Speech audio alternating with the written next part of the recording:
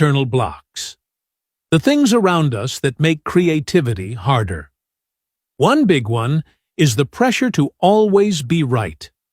In school, at work, and even in families, we're often taught that mistakes are bad. Think about it.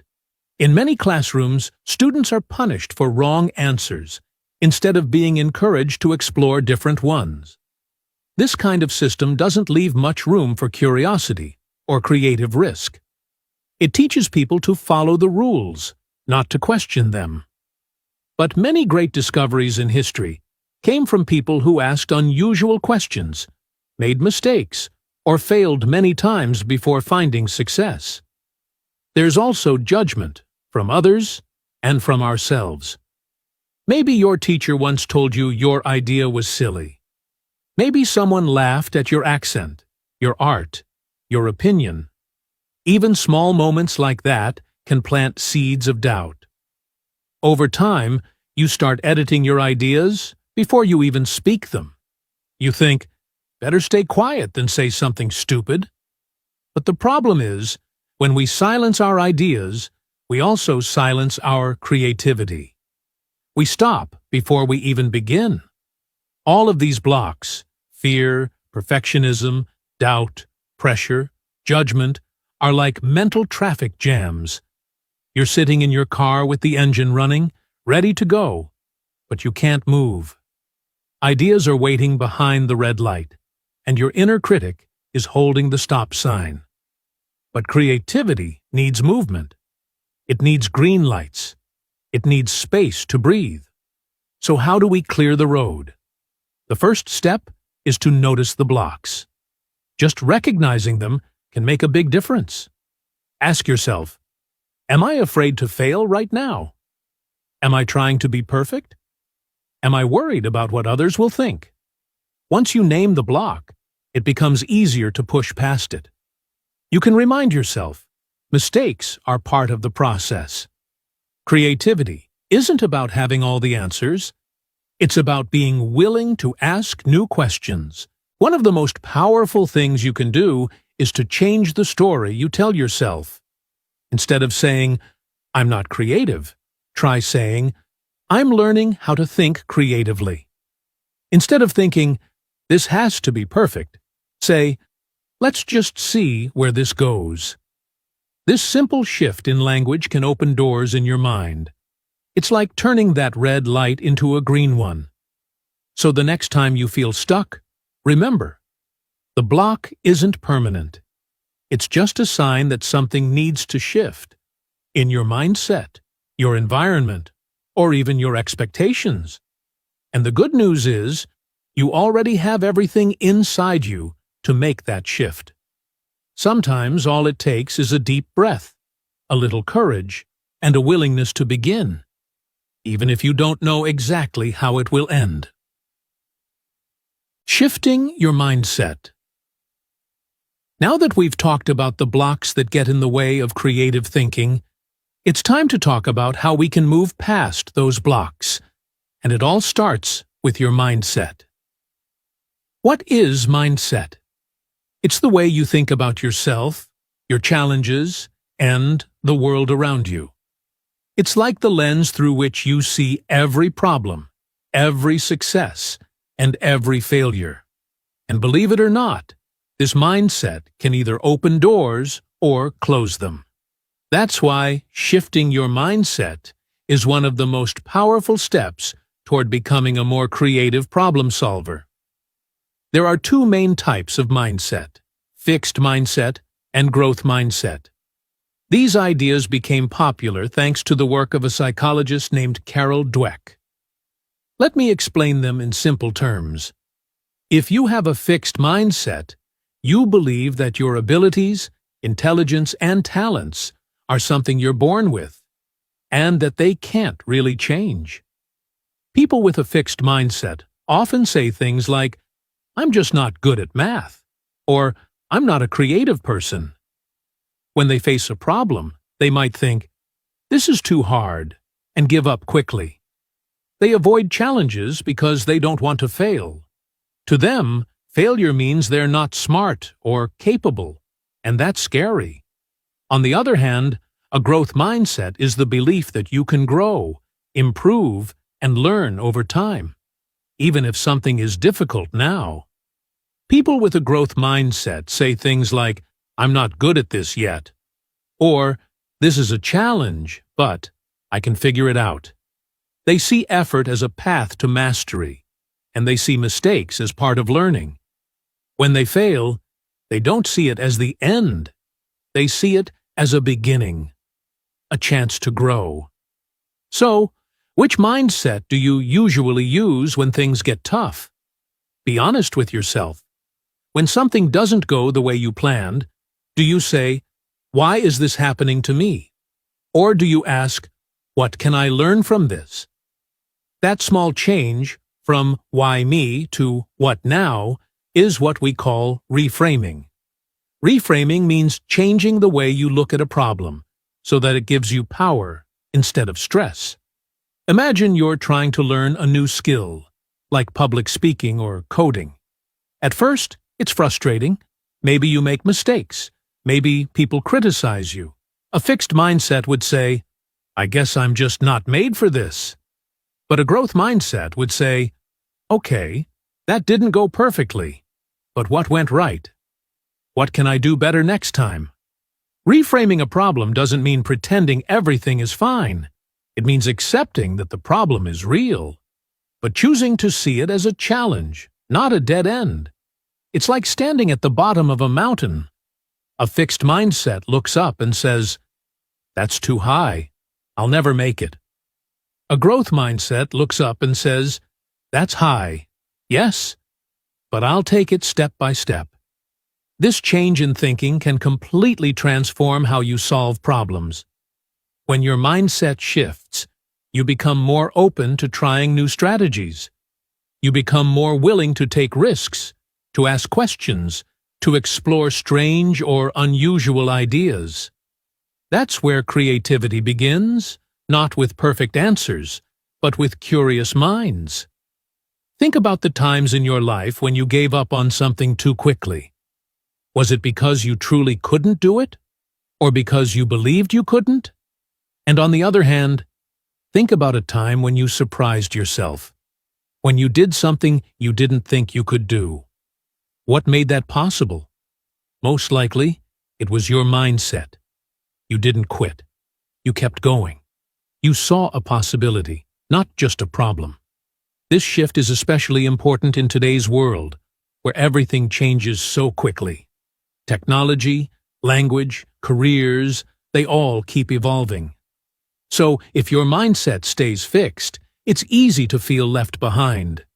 But if your mindset is flexible, if it's ready to learn, grow, and adapt, then you're ready for almost anything. I know it's not always easy. When we feel tired, anxious, or frustrated, it's natural to fall back into old thinking patterns. But here's the good news. Mindset is not something you either have or don't have. It's something you practice. Every time you face a problem, you get to decide how you respond. You can react with fear, or you can respond with curiosity. You can shut down, or you can ask, "What's another way to see this?" So let me ask you now, how do you usually respond when things don't go your way? Do you freeze? Do you blame others? Or do you take a breath and look for a new path forward? Try this the next time you face a challenge. Pause for just a second and ask yourself a different question. Instead of, "Why is this so hard?" ask, "What can I try that I haven't tried yet?" Instead of, "I'm not good at this," try, "How can I get better at this?" These small changes in your inner dialogue can make a huge difference in your outer results. The truth is, problems will always be part of life. But the way we think about them, the way we frame them in our minds, can either limit us or empower us. So if you want to grow, if you want to think more creatively, and if you want to solve problems more effectively, start with your mindset. Shift the way you think, and everything else will begin to shift too. Real-life strategies for creative thinking. So now you might be thinking, okay, I understand how important creative problem-solving is. I've looked at my mindset, but what can I actually do to think more creatively? Great question, and the answer is quite a lot. Creative thinking isn't just something that happens in big moments. It's something you can practice every day, even in small situations. There are tools, real, simple strategies that can help you come up with better ideas, find solutions faster, and even enjoy the process of solving problems more. Let's start with a classic, brainstorming. You've probably heard of this before. It means coming up with as many ideas as possible without judging them right away. You just let the ideas flow, even if some of them seem silly or impossible at first. The key to good brainstorming is not to stop yourself. Don't ask, "Is this a good idea?" Just ask, "What are all the possible ideas?" The goal is to get out of your usual thinking patterns. You can always evaluate later. But first, let the storm begin. Then there's mind mapping. This is great when your ideas feel scattered. You start with one word or problem in the middle of a page, for example, time management, and then you draw lines out to different related thoughts. Waking up early, to-do list, study blocks, phone distractions. From there, you keep branching out. Soon, you'll see how one idea connects to another. It's a visual way to organize thoughts and spark new ones. It helps you break things down into smaller pieces, which makes complex problems feel more manageable. Another fun method is asking what-if questions. This is where you let your imagination run wild. What if I could only solve this problem using one hand? What if I had to explain it to a 5-year-old? What if the opposite of this idea is actually better? These questions challenge your brain to move out of the usual path. It's like walking through a new part of the city. You suddenly see things you never noticed before. There's also something called reverse thinking. This one is powerful. Instead of asking, "How do I solve this problem?" you ask, "How could I cause this problem?" Or, "How could I make this situation worse?" It sounds strange at first, but it works. For example, if you're trying to improve customer service, you ask, "How would I make a customer really unhappy?"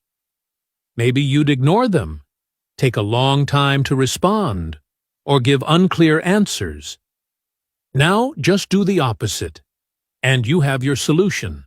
Sometimes, understanding the problem backwards shows you the right way forward.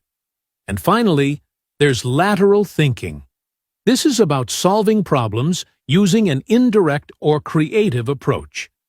Instead of going from A to B in a straight line, lateral thinking looks for unusual paths. It might involve combining two unrelated ideas or changing the environment where a problem happens. One way to practice this is to challenge assumptions. For example, people used to think you had to go to a physical store to buy something. But someone questioned that, and now we have online shopping. That's lateral thinking in real life. Let me show you how this can work in a story. Imagine a woman named Layla who runs a small bakery. One day, she notices that her customers are coming in less often. She's worried. She tries the usual solutions, posts more on social media, offers discounts, but nothing changes. She starts to feel stuck. Then she decides to take a step back. She sits down with a notebook and starts brainstorming. She writes down every idea that comes to mind. New cake flavors, loyalty cards, free samples, special events. She even writes, "Have a dog day where people can bring their pets." Some of the ideas seem crazy, but she doesn't stop. She then uses mind mapping to see which ideas are connected. She realizes many of her best ideas are about creating community, making her bakery a place where people want to stay, not just buy and leave. She picks one idea, a weekly tea and talk event. Every Friday afternoon, she offers free tea and opens space for people to chat, share stories, and meet new people. Within a month, her bakery is full again. People come not just for the cakes, but for the experience. It wasn't a big marketing plan. It wasn't a complicated strategy. It was a creative solution that came from giving herself space to explore and think differently. It was trial and error, yes, but it worked. This is the heart of real creative thinking. It's not magic. It's not genius. It's about slowing down, being curious, asking new questions, and staying open.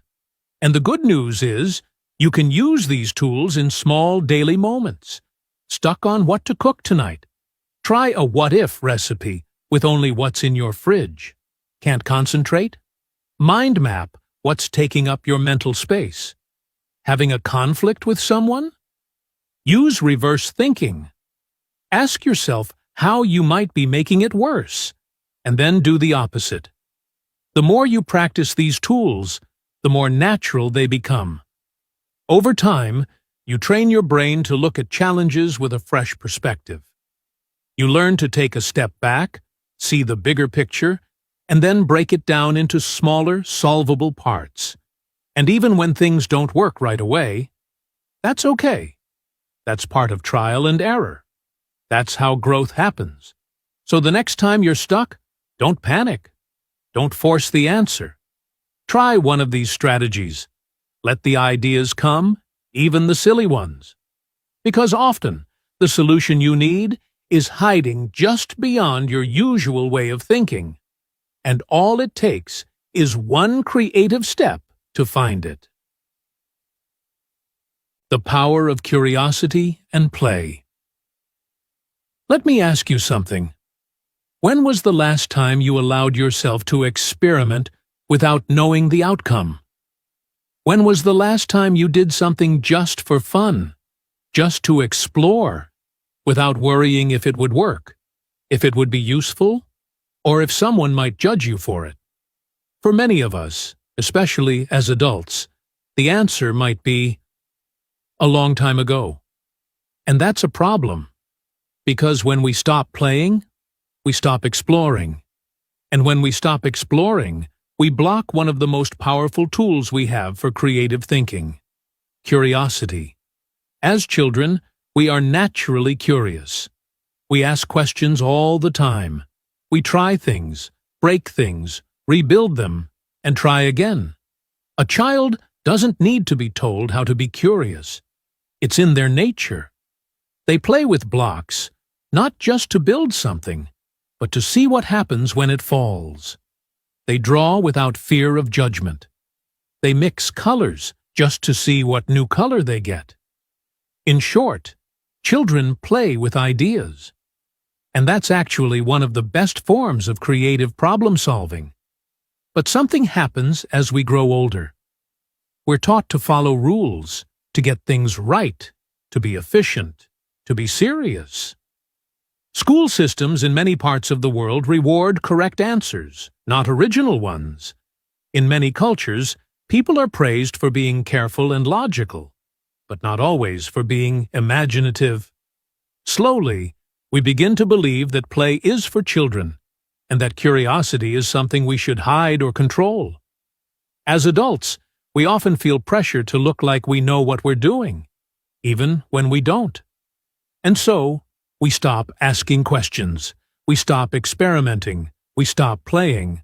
But creativity needs curiosity. Without curiosity, we never ask, what if?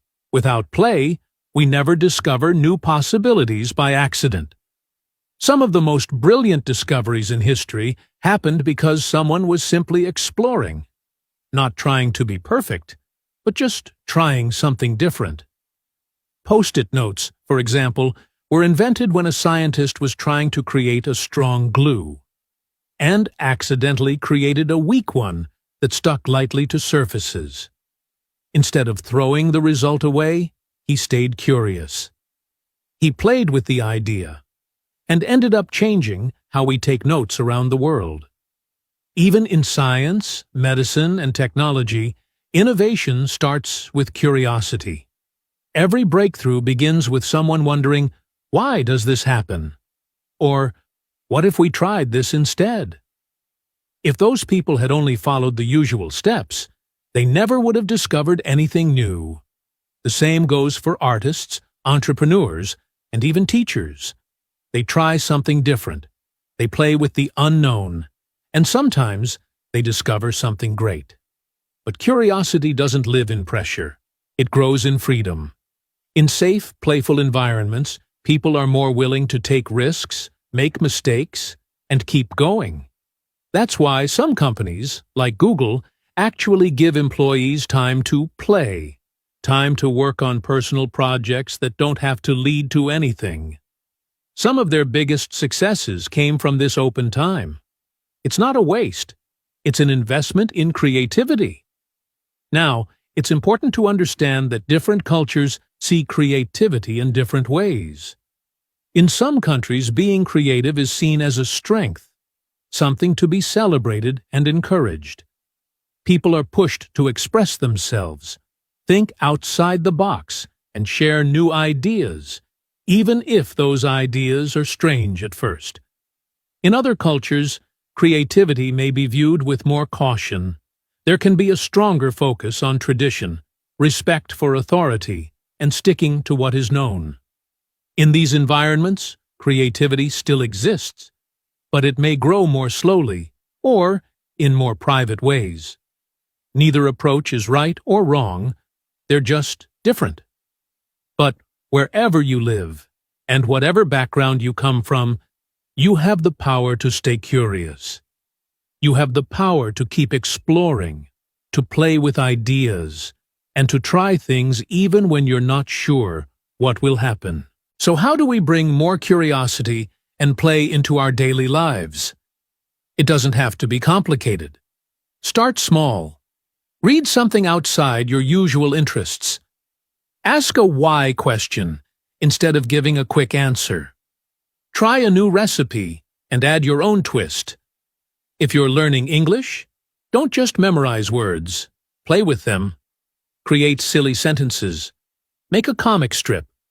Talk to yourself in different voices.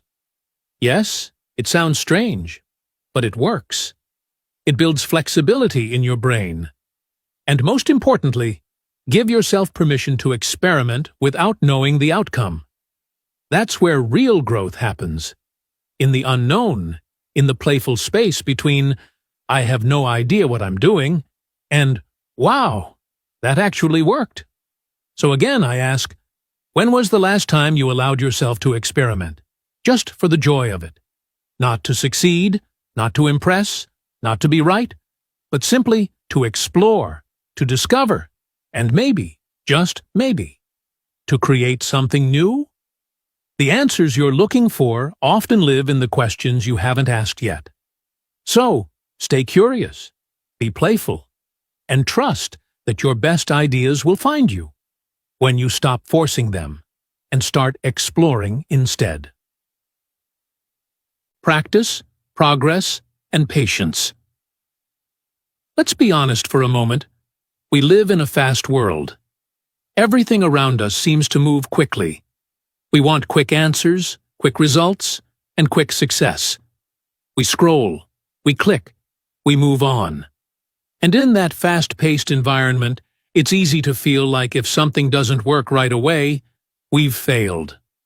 But here's the truth. Real change, especially creative change, takes time. And the three things that make it possible are practice, progress, and patience. Let's start with practice. Think about anything you've ever learned in your life. Riding a bicycle, learning a new language, cooking a new recipe. None of those things happened in a single day. You had to try, fail, adjust, and try again. That's what practice is. It's not about getting it perfect. It's about showing up again and again, even when it's hard, even when the results are small, even when you feel like you're not moving forward. In creative problem solving, Practice means giving yourself chances to experiment. Not once, but regularly. You build the skill by using it, by testing ideas, by learning from what works and what doesn't. And that leads us to the second word, progress. Not perfection. Progress. Small steps count. In fact, most great inventions, stories, and solutions didn't happen in one big moment. They happened through trial and error, through small improvements over time. There's a beautiful quote by Confucius that says, "It does not matter how slowly you go, as long as you do not stop." And that's something I remind myself of all the time. Because when you keep moving, even slowly, you're still moving. You're building knowledge. You're collecting experience. You're getting stronger. And that's worth celebrating. Let me give you a real example. Imagine you're trying to become more creative in solving problems at work. You read books, you watch videos, maybe you even try a new technique like brainstorming or reverse thinking. But nothing seems to work right away. You still feel stuck. You might think, maybe I'm just not good at this. But what if you're judging the process too soon? What if your brain is learning in the background? And what you need isn't a faster solution, but a little more time. You see, creative thinking grows like a plant. You don't plant a seed in the morning and expect a flower by the afternoon. You water it. You give it sunlight. You wait. And eventually, something amazing starts to grow. But only if you're patient. And that brings us to our third word, patience. This one is hard for many of us. We want results. We want proof. And when things don't happen fast enough, we feel like giving up. But creative work doesn't follow a strict timeline. Sometimes, your best ideas will arrive after you've already tried 10 things that didn't work. That doesn't mean you've wasted time. It means you're going through the process of experimentation. Every failed attempt teaches you something. Every wrong turn shows you a part of the map. You're not lost. You're learning. And this is where the idea of persistence becomes so important. Persistence means continuing to move forward even when it's difficult. It means not giving up just because progress is slow. It means showing up to practice, even on the days when you don't feel inspired. Because progress is not always visible. Sometimes you're growing in ways you can't even see yet. Building confidence, building discipline, building habits. Let's say you're learning English, and you're trying to speak more fluently. One day, you try to have a conversation, and you forget a word. You feel embarrassed. The next day, you try again, and the words don't come out smoothly. It feels like you're failing, but you're not. You're training your brain. You're getting stronger with every attempt. It's not about speaking perfectly. It's about speaking consistently. And eventually, the fluency comes. Not suddenly, but gradually. Like the rising sun, not a lightning bolt. The same goes for any creative journey. Don't focus only on the result. Focus on the effort. Celebrate the small wins, even if they seem tiny. Maybe you asked a better question today. Maybe you stayed calm during a challenge. Maybe you thought of a new idea, even if you didn't use it. These are signs of progress. These are signs that you're developing the habits of a creative thinker. And one more thing, don't compare your progress to someone else's. Everyone moves at their own pace. What looks like an overnight success usually comes from years of quiet effort. So be kind to yourself. Be patient with your journey. And trust that the path you're on, with all its ups and downs, is leading somewhere meaningful. So today, if you're feeling stuck or frustrated, remind yourself of this. Practice brings progress, and progress takes patience. You're not behind. You're not too late. You're learning. You're growing. And every small step forward counts. So take a breath, smile, and keep going. You're doing better than you think. So as we come to the end of today's episode, let's take a moment to look back at everything we've talked about. We've explored what creative problem-solving really means. Not just being artistic or clever, but finding new, useful ways to respond to life's challenges. We talked about why creativity is more important than ever in today's fast-changing world, and how real-life problems often don't have simple or obvious answers. That's exactly why learning to think differently, to explore new angles, and to stay open to new ideas is such a powerful skill, not only for your job or studies, but for your whole life. We also looked at what blocks creativity. We talked about fear of failure, perfectionism, self-doubt, and the pressure to always be right. These are things we all experience. And the good news is, once you notice them, you can begin to move past them. Shifting your mindset, especially from fixed thinking to a growth mindset, is a huge part of that journey. When you believe that you can grow, that you can improve, and that mistakes are just part of learning, you create space for real creativity to grow. Then we explored practical strategies, tools you can actually use in your daily life. Things like brainstorming, mind mapping, what-if questions, reverse thinking, and lateral thinking. These methods don't require special training. You can start using them today, at work, at school, even at home when dealing with everyday problems. We also talked about the importance of curiosity and play. These aren't just fun extras. They're essential for keeping your mind flexible, open, and creative. Adults need play and exploration too, not just children. And finally, we talked about 3 words that are easy to forget in a fast-moving world: practice, progress, and patience. These 3 things are key if you want to build lasting creative habits.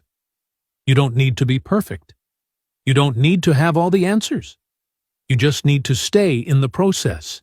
Keep showing up, keep experimenting, and keep believing that growth takes time, because it does. So now, I want to invite you to reflect on something. What's one area in your life that could benefit from more creative thinking? Maybe it's how you handle stress. Maybe it's how you manage your time. Maybe it's a relationship, a work project, or even your English learning journey. Think about something that feels stuck, something you've been doing the same way for a long time. What would happen if you looked at it differently? What new questions could you ask? What small experiment could you try? And here's your challenge, your action step for the week. Take one creative action. It doesn't have to be big or perfect. It just has to be different. Try solving a problem in a new way. Ask someone for their perspective. Change your routine. Draw your idea instead of writing it. Talk through a challenge out loud. Let yourself explore. Let yourself play. Even the smallest creative step can open new possibilities. Before we wrap up, I just want to say thank you, truly, for spending this time with me today. I know your time is valuable, and I hope this episode gave you something meaningful to think about. I hope it encouraged you, challenged you, and reminded you that creativity is something you already have inside you, something you can grow and use to make your life richer, more flexible, and more fulfilling. If you enjoyed this episode or found it helpful, I would love to hear from you. Please take a moment to share your thoughts or feedback. What did you learn? What stood out to you? And what topics would you like us to explore in future episodes? You can leave a comment, send a message, or even recommend this episode to a friend who could use a little creative spark. And finally, if you haven't already, Please consider subscribing or following the podcast so you don't miss future episodes. There's more great content on the way, always designed to help you improve your English and grow personally at the same time. Until next time, stay curious, stay patient, and most of all, stay creative.